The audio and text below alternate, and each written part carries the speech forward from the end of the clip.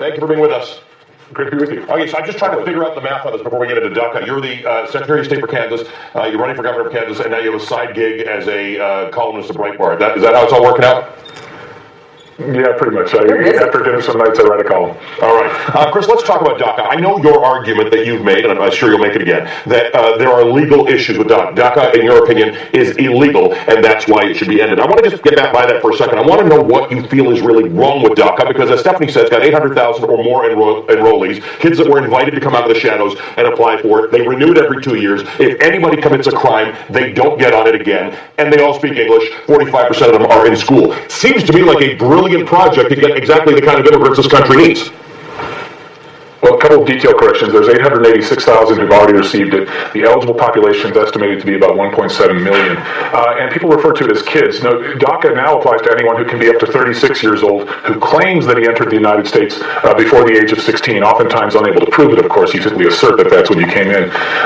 The problem with DACA is that Congress in 1996 specifically passed a law. It was intended to end Clinton's catch and release policy, and it said that ICE agents have to put certain people into removal proceedings. The DACA amnesty that President Obama initiated orders ICE agents to break the law. It also violates 2 other federal laws and the constitutional separation of powers. We could have an amnesty for this dreamer population. Right. So I guess I'm skipping to that. Okay, that's exactly where I'm skipping to. I totally agree with you, but I'm skipping to that to say, given that the president wants to increase economic growth by numbers that Stephanie and I don't think are necessarily attainable, but they would require immigrants, given that Stephen Miller and the president like immigrants who speak English, doesn't matter whether they're up to 36 years old. Would you support this if Congress actually authorized it as opposed to it being a presidential order?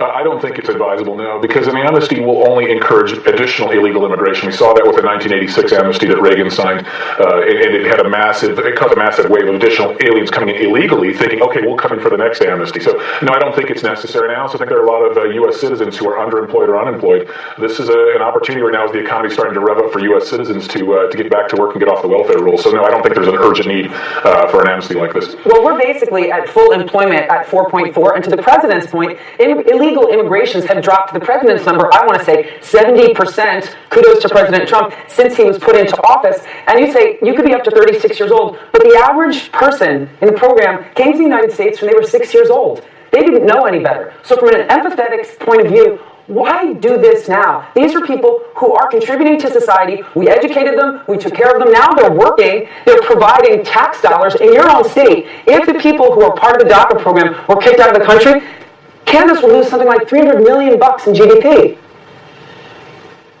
Well, there's a whole bunch of questions packed into that, but let me answer some of them.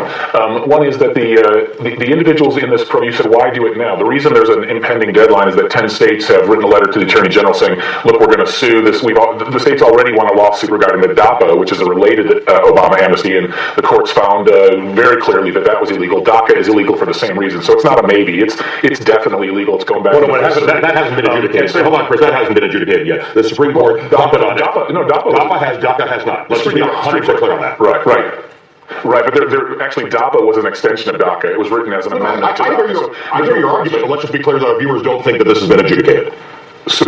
Okay, the Fifth Circuit, which is the Court of Appeals, has already ruled on the exact same legal issue. You're right, the Supreme Court has not, because they split 4-4. We now have a 5-4 Supreme Court. So if it goes to the court, you don't know how Neil Gorsuch is going to vote. You don't know how Neil Gorsuch is going to vote. He hasn't. No, we don't know. Obviously, you never want to predict any Supreme Court ruling, but I'd be willing to, if you guys want to bet a steak dinner, I'd be willing to bet that the Supreme Court rules it's unconstitutional and illegal. No one believes that we got a steak dinner, so I'll take the bet. I guess so. Let's talk about the legality. I mean, this is not our specialty; it's yours more than it is ours. But this is based on DACA was based on a principle called prosecutorial discretion, right? Prioritizing your prosecution, getting to the most important issues first. Just yesterday, Tom Bossert said at the White House press conference that we're going to give our priorities to getting the people out of here who are both undocumented immigrants and have committed some sort of crime. Again, by definition, if you are in DACA, you can't have committed a crime. If you have committed a crime, you're out. And you can't get renewed. From a perspective of you can't get renewed, correct. From a perspective of prosecutorial discretion, meaning we don't have the endless resources to deal with all of this, these guys aren't a priority.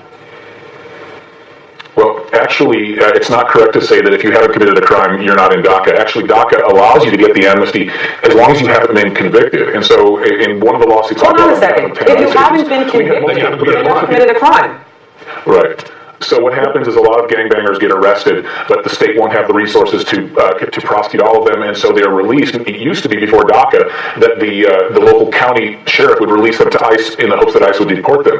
But we have many cases of such individuals who are getting the DACA amnesty. They've been arrested, they haven't yet been convicted, but that arrest isn't enough to disqualify them from DACA. So the DACA we shouldn't have any illusion here. The DACA is a cross-section of the illegal alien population. There are criminals, there are scholars, but it's not an especially higher achieving cross-section of the okay, but we have to make it clear. If you're not convicted of a crime in the eyes of the U.S. government, we don't believe you've committed one.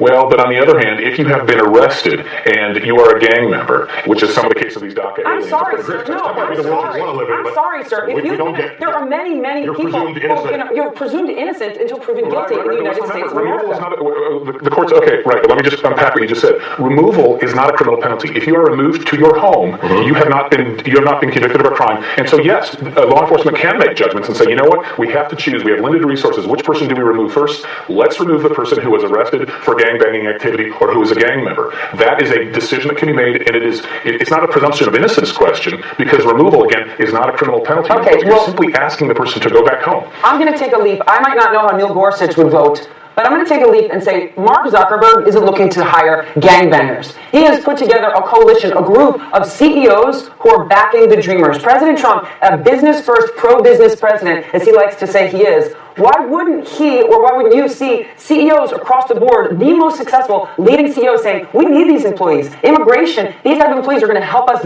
help the U.S. economy. I don't think Mark Zuckerberg is looking to hire the Crips and the thugs.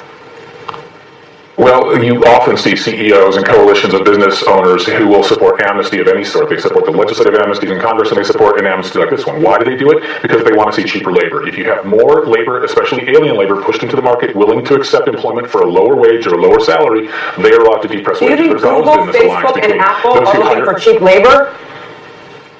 Sure. Yeah, they want people cheaper. Look, all of these employers would like to hire someone at a lower cost. And so if they employ someone, the same applies to college graduates. If you can get someone from another country at a lower price, many employers, unfortunately, will seek out that person who they can hire for a cheaper price.